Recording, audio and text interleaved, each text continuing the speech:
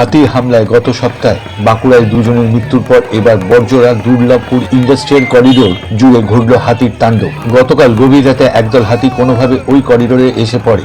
বেশ কিছুক্ষণ ধরে গুরুত্বপূর্ণ ওই সড়ক ছিল হাতিদের দখলে। আতঙ্কে ওই করিডোর দিয়ে বেশ কিছুক্ষণ যান চলাচল স্তব্ধ হয়ে পড়ে। পরে বন দপ্তর ও স্থানীয় বাসিন্দা ও যানবাহনের চালকরা সম্মিলিতভাবে হাতিগুলোকে ওই করিডোর থেকে সরিয়ে দিলে ওই সড়কে যান চলাচল শুরু হয়।